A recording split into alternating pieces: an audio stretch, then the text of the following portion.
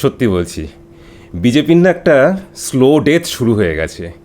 যখন সময় ঘনিয়ে আসে তখন কি হয়, সিক্স সেন্সগুলো কাজ করা একদম বন্ধ করে দেয়। রাইট টাইমে রাইট ডিসিশানগুলো নেবার ক্ষমতাটাই চলে যায়।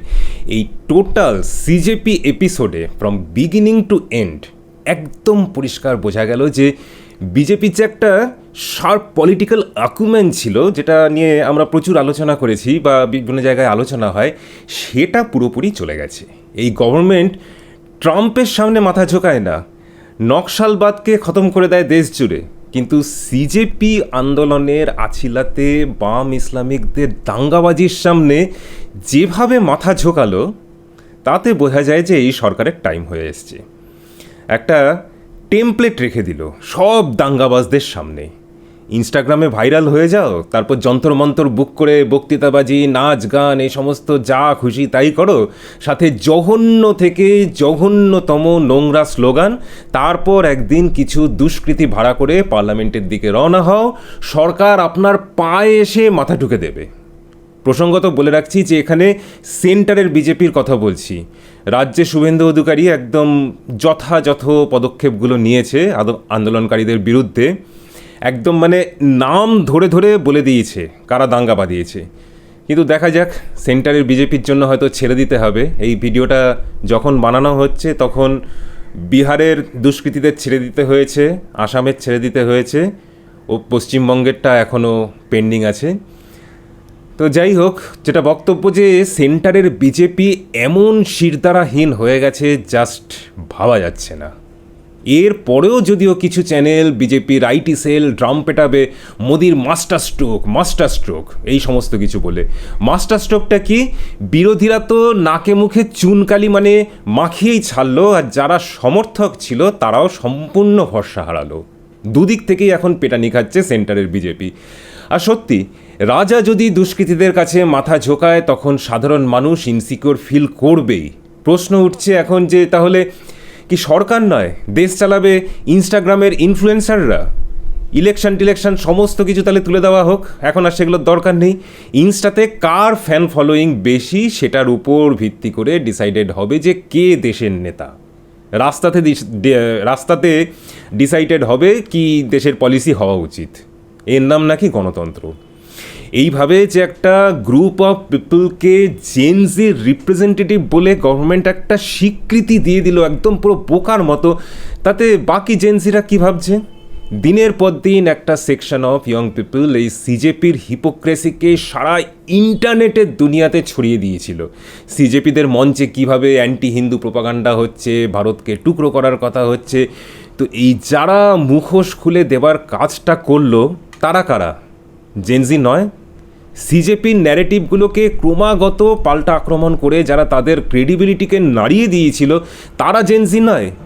এই যে বিজয় দাহিয়া, এটা মানে পার্লামেন্টের যখন অভিযান চলছিল তখন বার্গার খেতে দেখে কিছু ইয়াং ছেলে মেয়ে কনফ্রন্ট করলো, তাদের কোনো ক্রেডিট নেই। একটা সোসাইটি চলে কিভাবে? একটা সোসাইটি চলে হচ্ছে রিওয়ার্ড আর পানিশমেন্ট, এই দুটো জিনিসের ওপর। কাদের আপনি পুরস্কৃত করবেন আর কাদেরকে বঞ্চিত করবেন তার উপরই নির্ভর করবে সোসাইটি কোন দিকে যাবে। একদিকে এই সিজেপি পার্টির মুখগুলো, যারা বলতে গেলে কিছু বড়লোক বাপের বকে যাওয়া নালায়ক ছাড়া কিছু নয়। 30 বছরের কাছে সবার বয়স, বলতে গেলে কিছু করে উঠতে পারেনি জীবনে, আর তাদের পেছনে কিছু ভাড়াটে গ্যাং।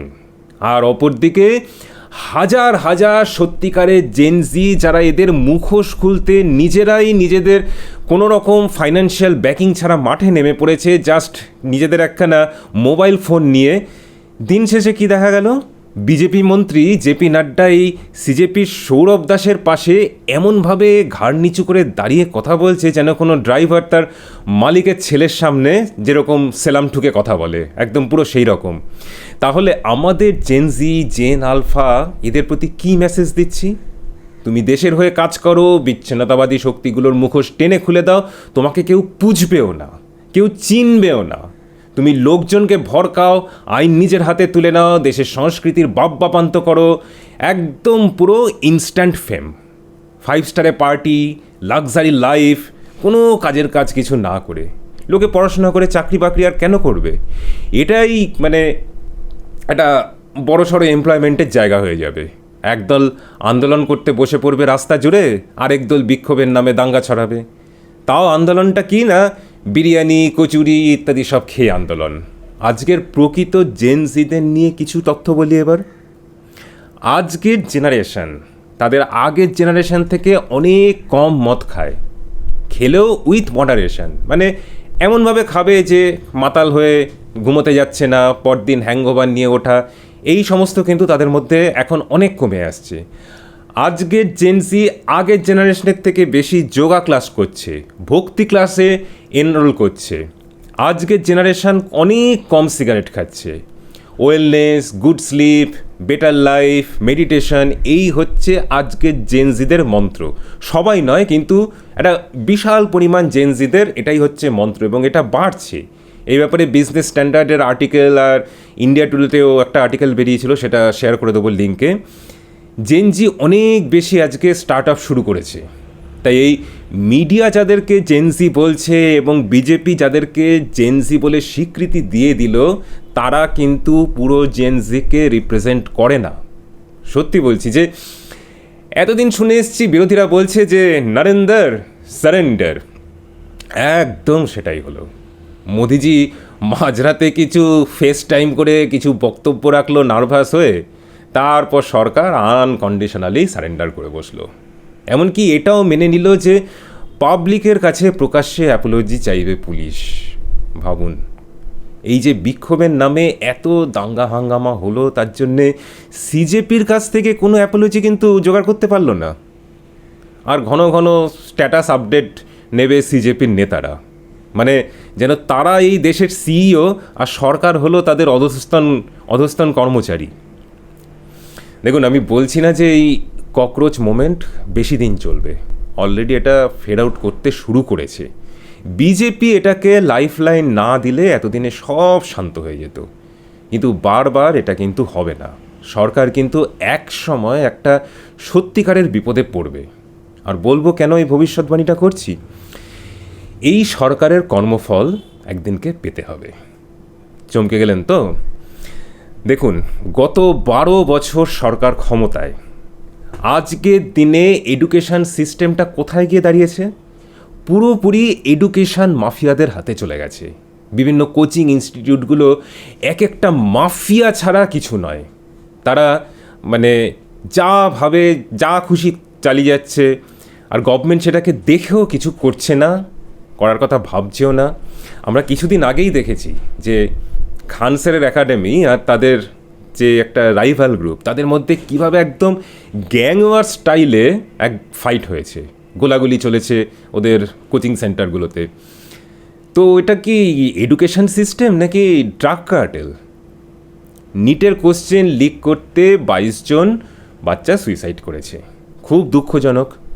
আর কোটাতে মাঝে মাঝেই যে সুইসাইড করছে বাচ্চারা, সেটার মূল্য কে চোকাবে? নিট টপার পর্যন্ত সুইসাইড করেছে গত বছর। আইআইটিগুলোতে সুইসাইড লেগেই থাকে। তো আমি এটার উপর একখানা আলাদা এপিসোড করেছি কিছুদিন আগে, বিস্তারিতভাবে সেখানে বলেছি ফ্যামিলিগুলো বরবাদ হয়ে যাচ্ছে এই এডুকেশনের জন্য। বাচ্চাদের একটা ট্রমাটিক চাইল্ডহুডের মধ্যে দিয়ে যেতে হচ্ছে এই এডুকেশনের চাপে, সেই ব্যাপারে কোনো হেলদোল নেই। একটা কমপ্লিট করাপ্টেড সিস্টেম, যেটাকে ঠিক করবার কোনো চেষ্টাই নেই। তো তার ফল কিন্তু বিজেপিকে একদিনকে ভুগতে হবে। এখন এটা কিন্তু ফ্র্যাঙ্কেনস্টাইন হয়ে আসছে। কোথাও ট্রেনিং সেন্টারগুলো কোশ্চেন সেটারকে টাকা খাইয়ে কোশ্চেন জোগাড় করছে, কোথাও এক্সাম সেন্টারকে টাকা খাইয়ে কোশ্চেনগুলোকে লিক করাচ্ছে। আর এটা শুধু নিট নয়, সমস্ত রাজ্যে সমস্ত পরীক্ষার ক্ষেত্রে এটা দেখা যাচ্ছে। এখন বিজেপি বলবে যে পাঞ্জাবেও হয়েছে, হবেই তো। এই লিক হবার যে দোষটা, সেটা একা ধর্মেন্দ্র প্রধান বা কোনো রাজ্যের শিক্ষামন্ত্রীর উপর চাপিয়ে লাভ নেই। এই কোচিং সেন্টারগুলোকে ধরে ধরে ক্র্যাকডাউন না করলে এই জিনিস চলতেই থাকবে। বিজেপি এটাও বলবে যে তারা ক্ষমতায় আসার আগেও এটা তো হয়েছে, ঠিক হয়েছে, কিন্তু তাহলে এখন এই অমৃতকাল বলার কারণটা কি? এখন আর নেহেরুর জামানা নেই, এখন অন্য ভারত, এগুলো তো আর বলার কোনো দরকার নেই। তাহলে 12 বছরে এই যে খারাপগুলো যদি আরও খারাপের দিকে যায়, তাহলে সরকারকে জবাব দিতে হবে। তখন আর ঢাক পিটিয়ে লাভ নেই। প্রশ্নটা কে তুলছে সেটা কিন্তু জনগণ আর দেখবে না। প্রশ্নটা যদি ভ্যালিড হয় তাহলে লোকে যে কোনো কাউকে সমর্থন করবে, আর সরকারকে জবাবদিহি করতে হবে। আর ঠিক এখন সেটাই হচ্ছে। আর এখানেই বলছি যে বিজেপি অনেক কিছুতে বেশ ভালো কাজ করেছে।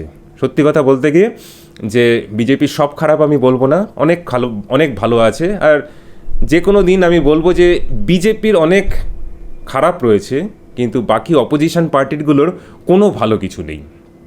ঠিক আছে, তো বিজেপির এই ভালো কাজগুলো কীরকম, যেমন ধরুন বিদেশ নীতি অত্যন্ত matured, space research, clean energy, infrastructure তৈরি ইত্যাদি। তারপরে এই সারা ভারতকে ইলেকট্রিফাই করেছে। কিন্তু যেই দিকটার দিকে একদম নজর দেয়নি সেটা হলো এডুকেশন সিস্টেমের পুরো খোল নলচে পাল্টানোর ব্যাপারটা। এই নোংরা সিস্টেমের প্রোডাক্ট কী হবে? ওই যে নোংরা ভাষাতে আমরা পোস্টারগুলো দেখছি, সেটাই হবে।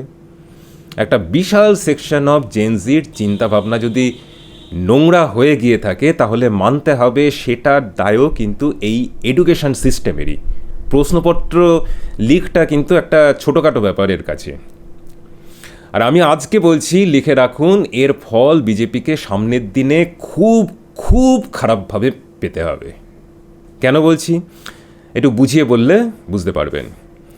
এই যে এত খরচ করে বাচ্চাগুলো পড়াশোনা করে, এত কম্পিটিটিভ প্রেশার, কিন্তু তারপর চাকরির বাজার, সেখানে চূড়ান্ত আনএমপ্লয়মেন্ট। চাকরির প্রতিশ্রুতি দিয়েই তো এই সরকার 2014-তে এসেছিল, মানে অনেক প্রতিশ্রুতির সঙ্গে চাকরির প্রতিশ্রুতিও ছিল। আদতে কি দেখা গেল?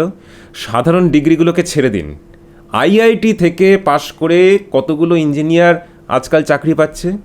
প্রচুর ইঞ্জিনিয়ার চাকরি পাচ্ছে না। আমাদের দেশে কিন্তু কাজের অভাব নেই, সত্যি কিন্তু কাজের অভাব নেই। বলছি শুনে রাখুন, এটা মানে সমস্ত ইন্ডাস্ট্রি লিডাররা বলছে যে আমাদের প্রধান সমস্যা হলো কাজ করার মতো লোকের অভাব। মানে সমস্ত ইন্ডাস্ট্রি লিডারই বলছে যে বিজনেসের প্রধান সমস্যা হলো কোয়ালিটি অফ হিউম্যান রিসোর্স বা কোয়ালিটি অফ দ্য ওয়ার্কফোর্স। এটা যতক্ষণ না আমরা প্রকৃত এডুকেশন দিয়ে ঠিক করতে পারবো ততদিন এই আনএমপ্লয়মেন্টের সমস্যা কিন্তু আমরা কমাতে পারবো না। মেক ইন ইন্ডিয়া, তারপরে আরও যতগুলো মানে ঢাক পেটানোর স্লোগান রয়েছে সেগুলোকে একদম ভুলে যেতে হবে। একের পর এক রিসার্চ বলছে যে আমাদের দেশের গ্র্যাজুয়েটরা, ইঞ্জিনিয়াররা চাকরি করার মতো মানে কোনো স্কিল নিয়ে ইউনিভার্সিটিগুলোর থেকে বেরোচ্ছে না। প্রচুর বই মুখস্থ করছে, অনেক ফর্মুলা, অনেক ইকুয়েশান, থিওরি, ঘাড় গুজে বাচ্চাগুলো মাথা তুলতে পারছে না, সারাদিন পড়ে যাচ্ছে, বাইরে গিয়ে খেলতে পারছে না, মজা করতে পারছে না। বাপ মা চাকরিতে স্যাক্রিফাইস করছে, কিন্তু চাকরির জগতে যেই স্কিলগুলো দরকার সেগুলোতে একদম জিরো। আর সামনের দিনে কিন্তু এই প্রবলেমটা আরও বাড়বে এআই এর দৌলতে। জুনিয়র লেভেল বা এন্ট্রি লেভেল জব বলতে যেটা বোঝায় সেগুলো কিন্তু আস্তে আস্তে আর থাকবেই না ইন্ডাস্ট্রিতে, সব এআই করে দেবে। কম্পিউটার সায়েন্সের গ্র্যাজুয়েট হবার পর একজন সাধারণভাবে যে কোয়ালিটির প্রোগ্রাম লিখবে, এআই তার থেকে অনেক ভালো প্রোগ্রাম লিখে দেবে। একজন মাস্টার্স ডিগ্রি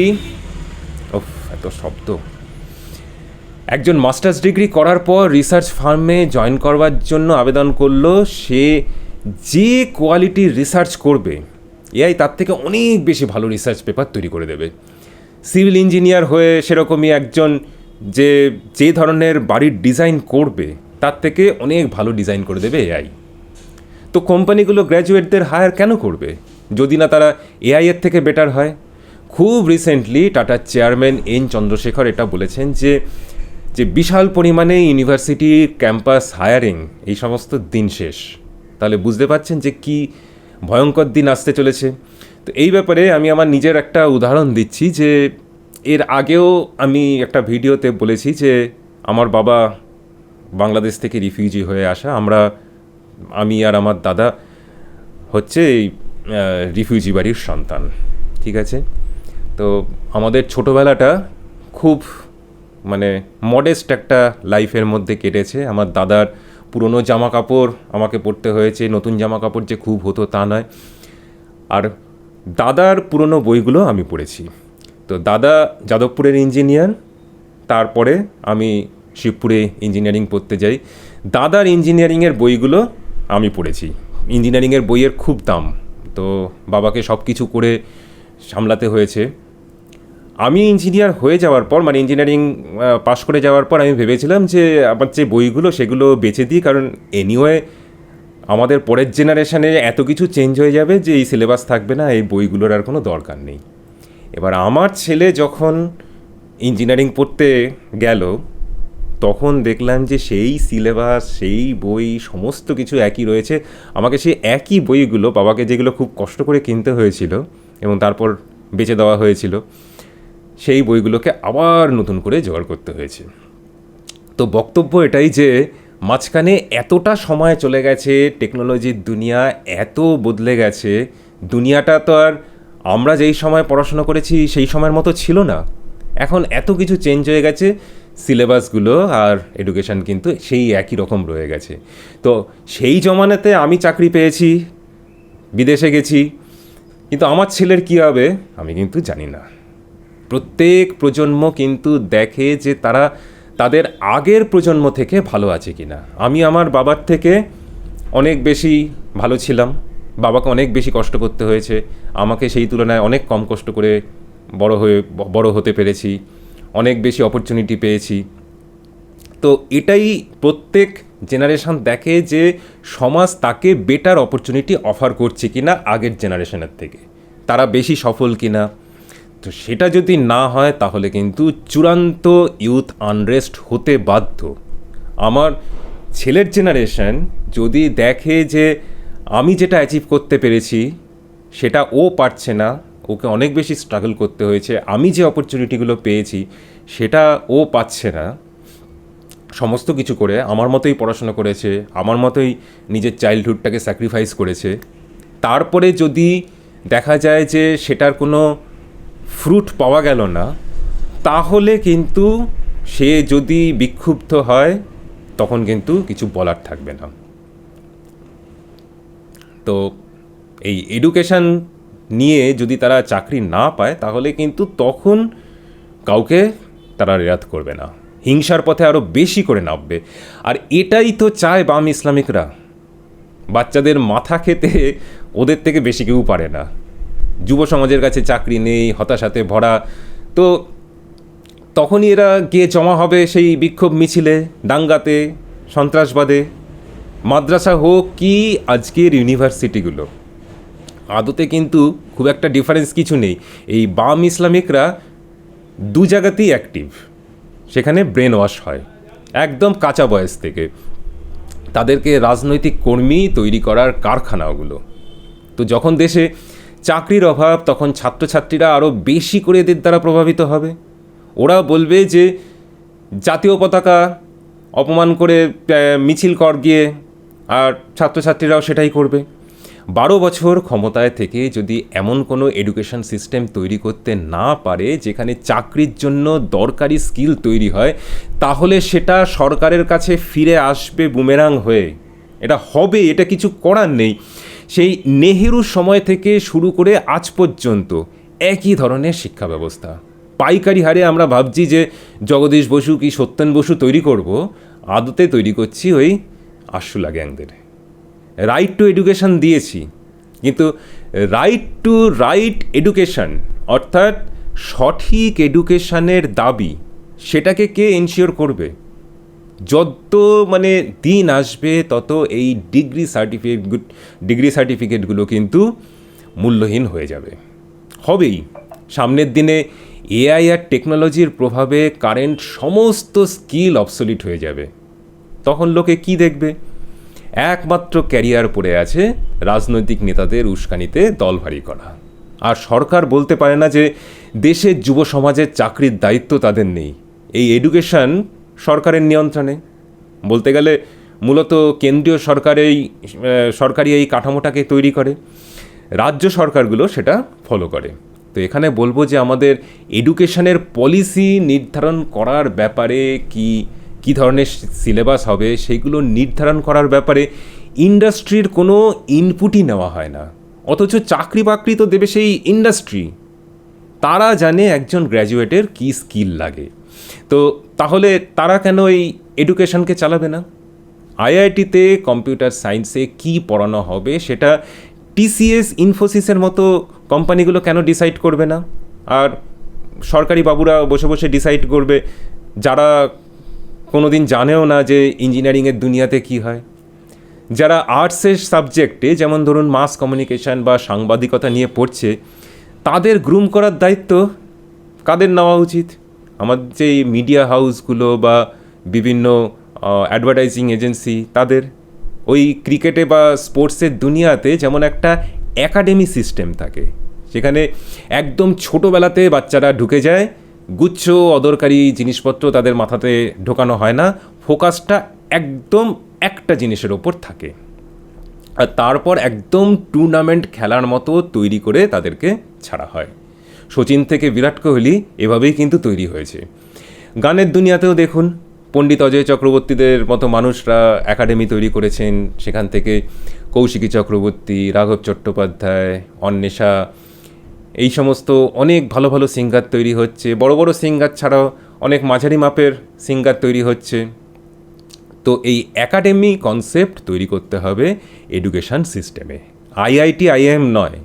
একদম ছোটোবেলা থেকে ইন্ডাস্ট্রির সাথে কাজ করে, ইন্ডাস্ট্রির সঙ্গে লিঙ্কড অবস্থায় থেকে যে এডুকেশন সিস্টেম, সেখানে তৈরি হয়ে ইন্ডাস্ট্রি রেডি হয়ে বেরোবে।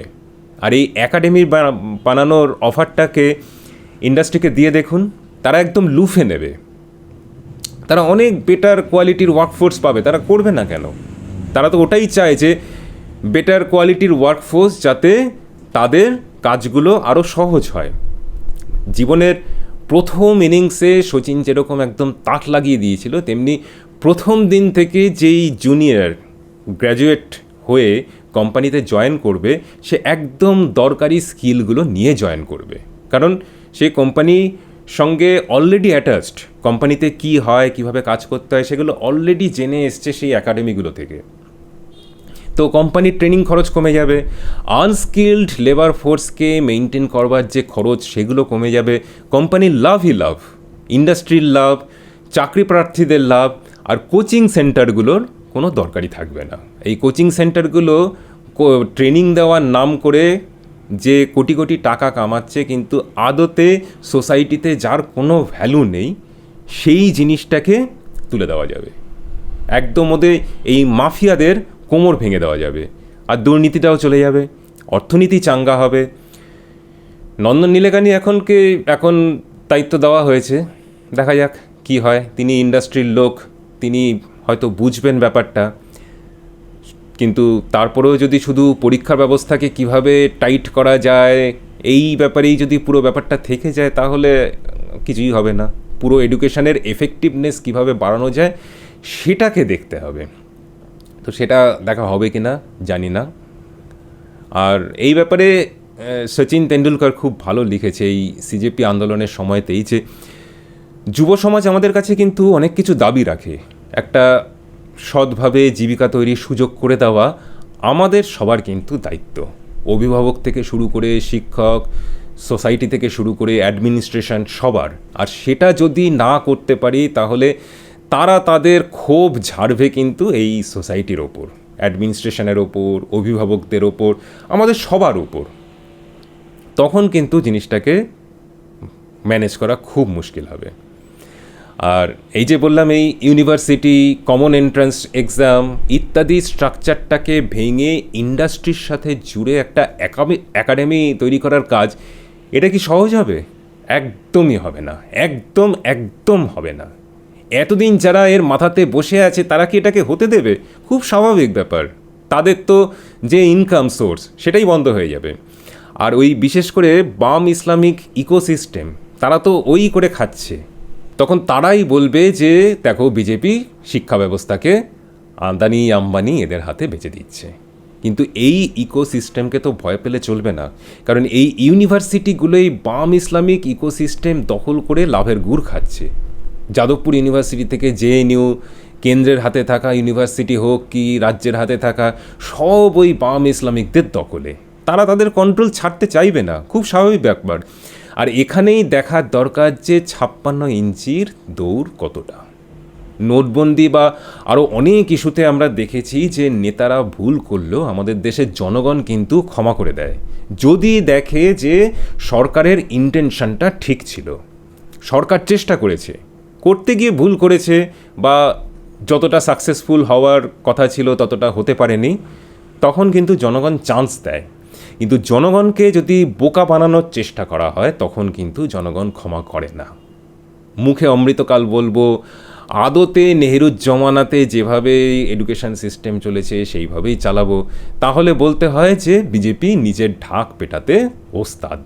কিন্তু আসল পরিবর্তনের যে ধকটা লাগে সেটা বিজেপি নেই। আর তা যদি না থাকে তাহলে একদিন কিন্তু এই যুব সমাজ সত্যিই বিজেপিকে উপড়ে ফেলবে, আমি বলে দিচ্ছি। এই যুব সমাজের হাতেই কিন্তু একদিন বিজেপির ধ্বংস আসবে। Clock is ticking. যে কোনো দিন সেন্টারের বিজেপির মৃত্যু ঘণ্টা কিন্তু বেজে যাবে। সমস্ত ধরনের জেনজি কিন্তু সেখানে একদম যোগদান দেবে। মানে যেই জেনজিকে এখন দেখছি লাফাঙ্গাবাজি করছে, আর যেই জেনজি তাদের মোবাইল ইউজ করে তাদের মুখোশগুলো খুলে দিচ্ছে, এই সমস্ত কিন্তু একদিন মিলে যাবে যদি বিজেপি এখন থেকে জেনজিদের জন্য ভাবনা চিন্তা করা না শুরু করে। কেউ আটকাতে পারবে না।